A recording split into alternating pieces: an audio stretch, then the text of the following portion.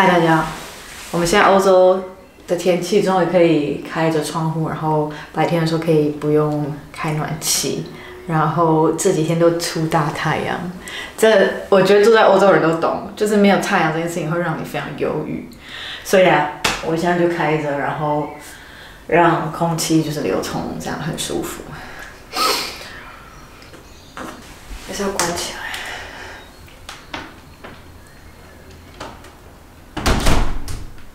好，关一下好了。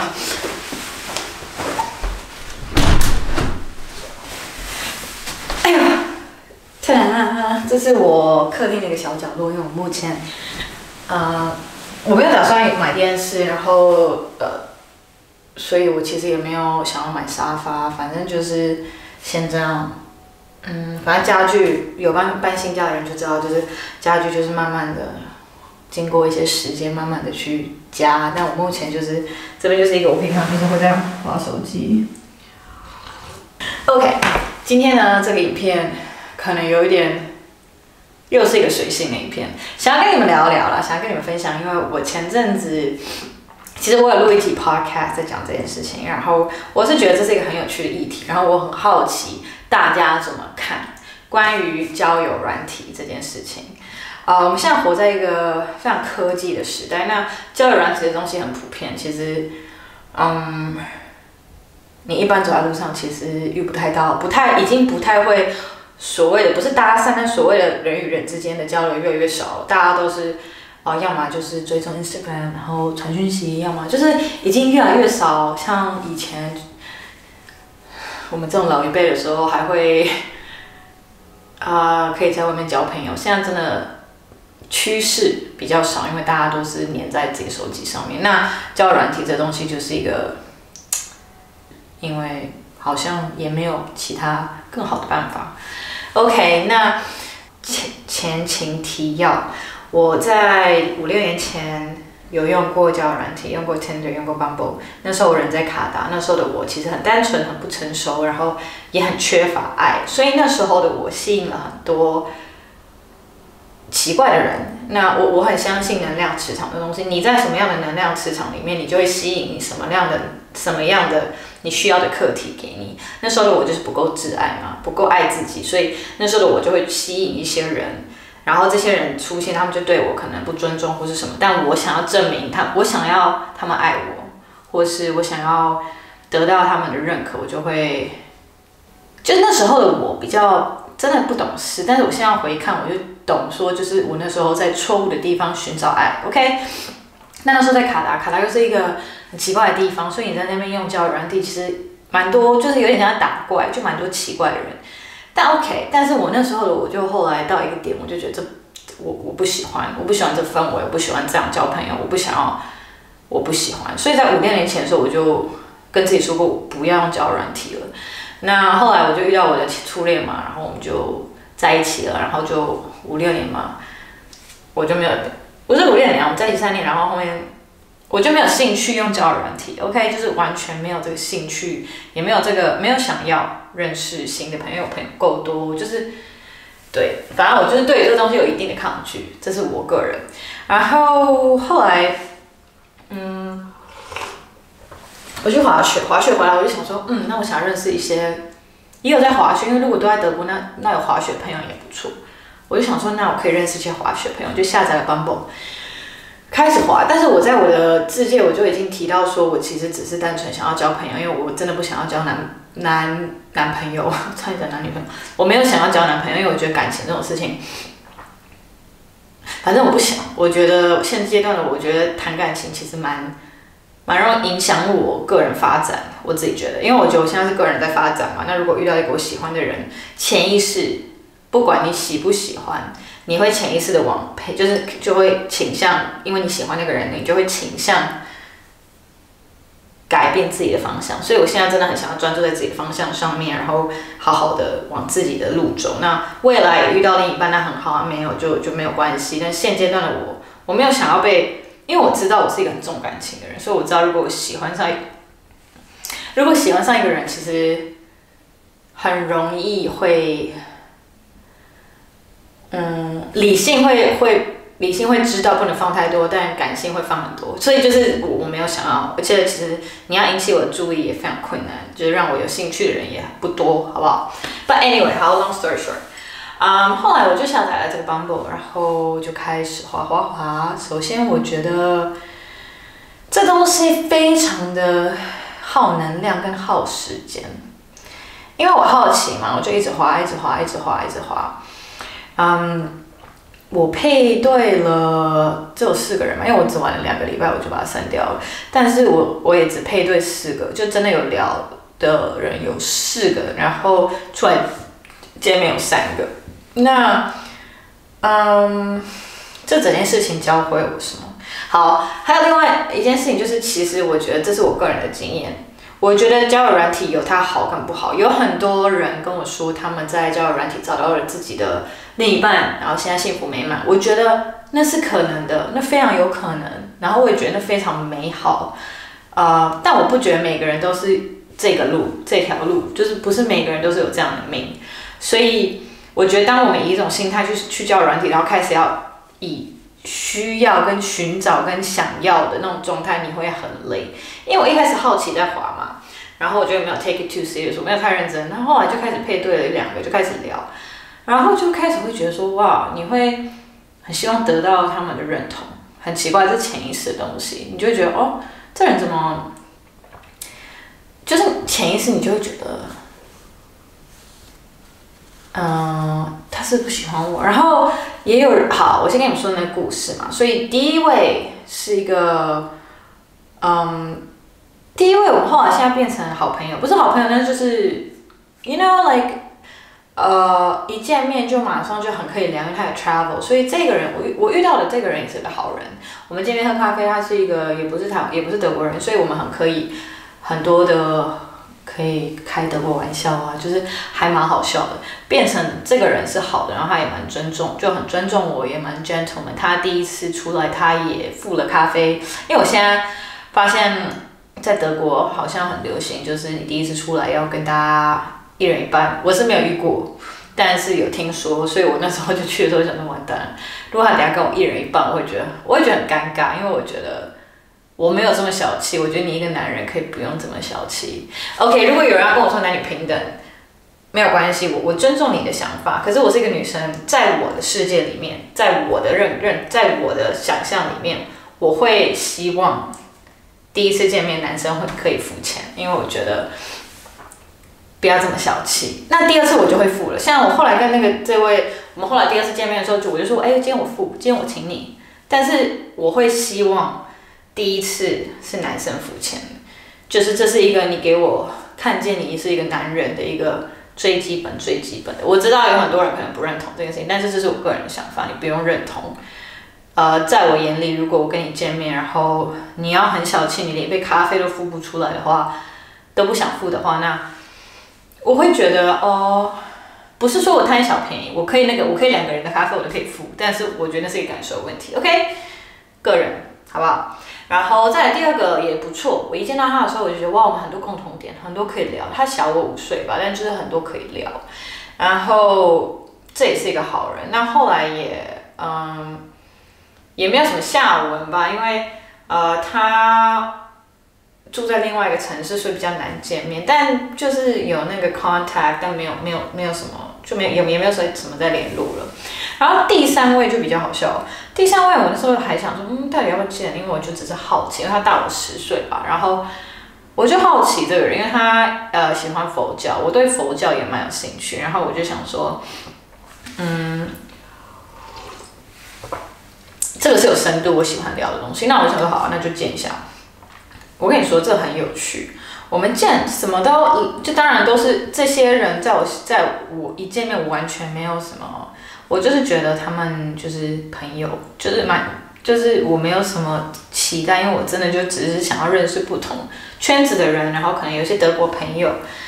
然后好，我跟这个人见面，然后他就是德国美国人这样，很有趣哦，我们就聊，然后很多东西都超契合，他也都超认同我讲，然后还可以开玩笑，然后我就想说，我们聊很多，然后那天见面也都蛮好的，什么的。但是我回到家，我就觉得其实没有需要再见面，因为我其实觉得他没什么深度，我不是说他不好，但是我觉得我跟他已经没有东西可以聊了，就是我很开心认识他，就很开心这次见面，但是我自己很清楚说没有需要再见面了，就是对，结果他这个有趣了，这就是为什么我不喜欢交友软体的一个点，因为我觉得很白痴。好，我们在聊天散步的时候，我还有跟他提到说，我很不喜欢人家消失。在国外我们讲 ghosting， 我不知道台湾已读吧，已读不回或已读消失，或是封锁。我觉得这东西非常不成熟。我觉得你够男人的话，你应该要直接跟我说，你觉得我觉得我们不适合，但 nice to meet you， 然后就这样，我们就各自走自己的路。但这位先生呢，就一回到家之后，他就跟我说，so nice to meet you， 然后很喜欢你的能量，就你 energy。他说我们不要等太久再见面，好不好？我说好啊。然后他说那看要不要礼拜六，我就跟他说好啊，那我们再确认，因为我的工作比较弹性嘛，我没办法马上跟他说100%礼拜六可以，我就跟他说，那我们看礼拜五再确认说要不要见面，因为我看工作这样。我就想他就没有再回了，我就想说没关系，因为我其实没有这件事情没有很在乎，我已经觉得没回 ，OK fine， 没有很 care。礼拜五我就想说应该会出现吧，因为出现说要不要明天要不要约，再跟我确认一下行程，没出现，我就想说好啊，那也好，因为就可以不用见了。礼拜六他就把我封锁了，我大笑惨。我觉得这位先生自打嘴巴。首先，为什么需要封锁？是我后来我反思了，我觉得也许是那天我在聊天的时候，我讲了很多自己的想法，然后他其实可能没有真的同意，他只是顺着我讲的话在跟我聊天，所以他很会。我觉得会封锁别人的人只有2-3种，一种是他已经有老婆小孩，然后他有东西需要隐藏，所以他要么有女朋友，因为其实你不用封锁，你就把我删掉就好了 ，right？ 你就把我删掉，然后就不用联络了，就这样，没有需要什么好封锁的。可是他把我封锁，那第一件事情我就觉得那应该是有老婆女朋友，anyway随便。第二件事情是我觉得他对自己不诚实，他对我不诚实，所以他那天跟我见面的时候，其实他是假装一个人格，但他其实不是这个人格。然后可能我的人格太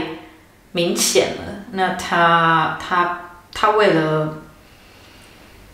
取悦我，去符合我的期待，但那不是他。所以我们在聊天的时候，可能就是我在讲什么，他就一致认同，但其实那不是他真正的想法之类的。其实我不懂封锁这件事情，所以我就觉得超好笑。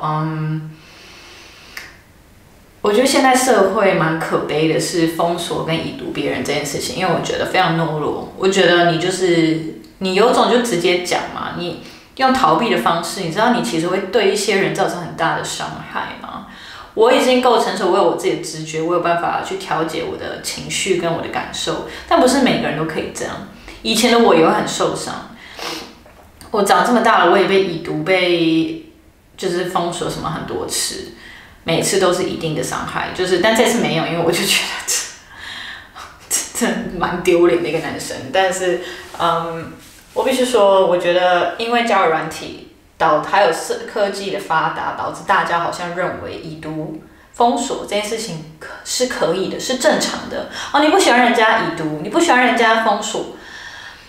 我觉得如果有人骚扰你，那封锁是 different story。但是如果你跟这个人有一定的上的交流，我觉得你可以给人家就是基本的尊重吧，跟人家说实话，说我们可能不在同一个页面上面，那很开心认识你，但祝福你，这样就这样。那如果这个对方他没有接受这样的一个说辞，然后开始无理取闹，你再封锁没有关系，可是你不要什么都不讲就封锁，我觉得非常不负责任。所以 anyway， 然后后面还有一个人，还有一个弟弟，他好像跟我 match， 然后我们就聊一下，他只会讲德文。我那时候想法就只是觉得那可以练德文，这样可以聊一下。结果这个人也是，就是聊个2句，然后就消失，然后再聊个2句，然后2-3天后再出现，我就会觉得不用，我不懂，我其实真的很不懂现代人传讯息这件事情。你要跟我聊，那就好好跟我聊。你可不可以有个前有一个前跟一个后，你现在跟我聊，然后就可能你可以说一下，不好意思，我等一下可能要上班，那我晚点再回你，这很难吗？或者是，我现在人都很爱消失，心很累，我觉得我都会回人家讯息，因为我觉得这是一个基本尊重。好，你要跟我说我没有很喜欢传讯息，那就不要，I don't know how to say。反正我要说的是，交友软体有它很好的一面，但我觉得它不好的一面多了一些。个人觉得，我觉得首先它教育大家，就是反正这位没了换下一位，这一位没了换下一位，这心态其实我觉得很不健康。你都没有好好的投资一个人，你就要一直换下一位啊，反正选择那么多换下一位，变得我们好像都很懒，然后都不用努力在一件事情上面，反正就很像速食嘛，速食爱情，就去麦当劳买，然后你也不用真的自己煮，然后健康，所以我觉得这是一个很大的问题。再来，我觉得这东西其实，我觉得对一些没有心灵上健全，就是够知觉的人，我觉得交友软体会造成很大的伤害，自信心的伤害。我觉得人家已读不回你或是什么，那不是你的问题，那是对方他们自己的问题。OK， 所以你就一直在上面滑，然后你潜意识就会觉得说像我本来只是要交朋友，我后来开始发现自己就是一直有一点点成瘾，我就一直想说到底还有谁，还有什么有趣的人吗？怎么都没有有趣的人，然后就期待人家回，然后人家不回，然后又失望，就它是一个我觉得它是一个不健康的模式。对，因为你在上面寻找渴望，然后失望，所以它一直是一个这样的循环。现在的人，反正我觉得，好，首先在教育大家，好像可以不用太认真，反正再刷就有别人了 ，you know。但感情不是这样，感情是要经营的，感情是要深层了解的，不是身上一直滑，换下一位可以找到深层的爱。所以这件事情，我觉得给了大家很错误的观念，与人相处的观念。再来就是我觉得它很消耗你的能力，很浪费你的时间，因为你在错误的地方找爱。这些人没有要理你或者什么，不是因为你不好，是因为他看不到你的好吗？因为他们也没有花时间要跟你认识嘛。然后再来，我觉得好像教育大家可以不尊重别人。反正就不想聊了，不想回答这个问题，那就不要回了。我永远不会理解这件事情，我也永远不会去认同这件事情。我觉得你要已读我一次，你要已读我2次，就不要再出现了。但是大家都好像装没事，最喜欢装没事了。How are you doing? No， 不是这样。OK， 还有什么？危不危险？危不危险？其实倒是还好，因为你只要见面的时候都在白天，然后你在一个大众就是那个公共场合，那个都没差，其实我觉得不危险。但是我觉得大家都躲在手机后面，所以其实像我遇到那个封锁我的那一位封锁哥，我觉得我自己没有意识到，但他就是在对我说谎嘛，对吧？但是现在人都不是都很多，其实都把自己伪装的成一个样子。那他是不是真的是这个样子？我们真的不知道，你真的要花时间去感受。所以 I don't know， 我其实不知道我这个影片在讲什么，可是蛮好奇大家的想法。我当然很开心那些找到自己真爱的人，但是我觉得没有找到的人，或是还在找的人，我觉得也许这不是最好的管道，至少对于我，这不会是一个我会继续使用的管道。现阶段，我不敢说未来 ，you know never say never， 但我觉得这不是一个健康的管道。对我来说，我觉得最健康的管道还是充实自己，让自己有更多兴趣。然后，也许你打网球好了，然后在网球场认识了共同好友的人、共同兴趣的人，或是你反正最主要，我后来发现要做的事情是回归自己，因为人家喜不喜欢你，跟你自己，就是其实通常不是你自己的问题，就是你看，而且你跟人家出去之后，你就会回来想说 ，Oh my god， 我讲这句话可以吗？我这样子，其实我觉得不是好的，因为我就有反思说，原来我这么不爱自己耶，就是我会第一件事情怀疑自己，所以我觉得对我来说最好的方式还是充实自己，然后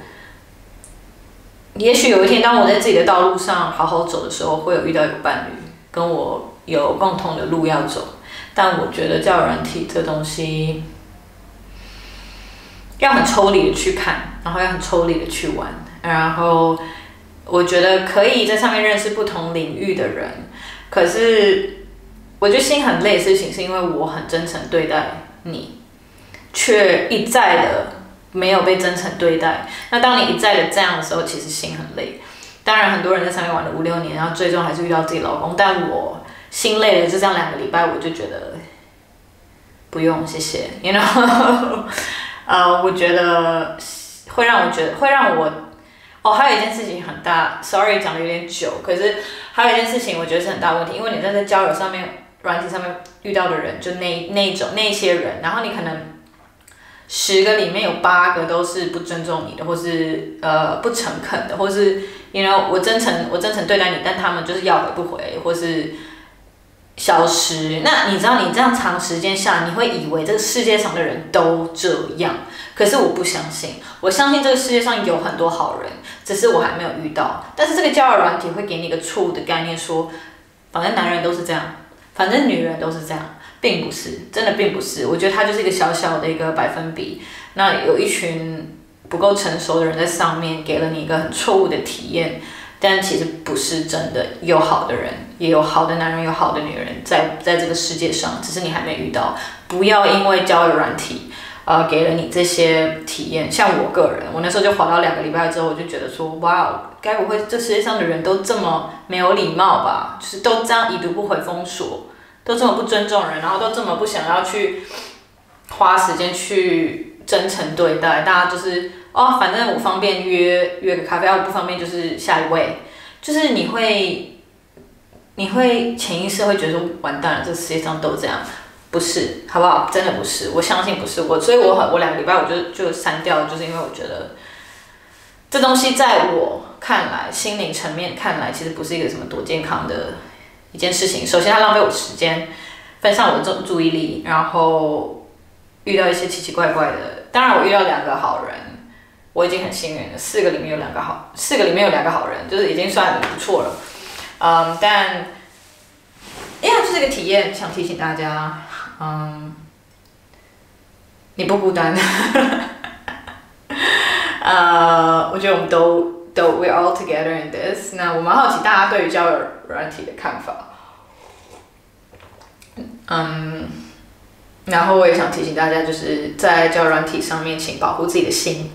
我觉得保护身体是还基本的，因为你就是在个公共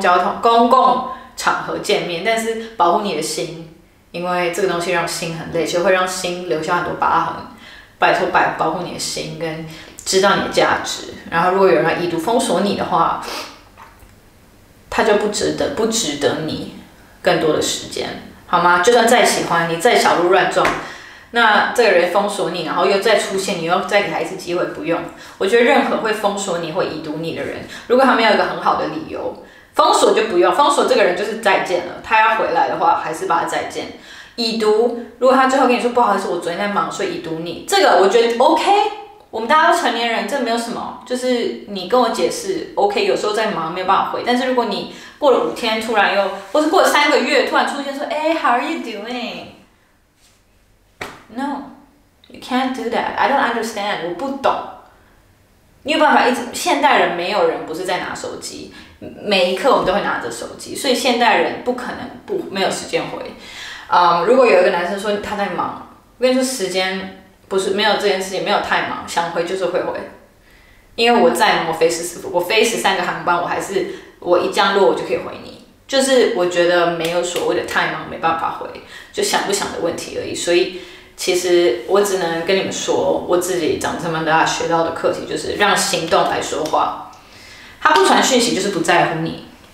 他不回复你讯息就是不够在乎你，他没有主动约你就是不够在乎你，不用帮他找理由，好吗？所以有在玩交友软体的人，记得保护自己的心，保护自己的，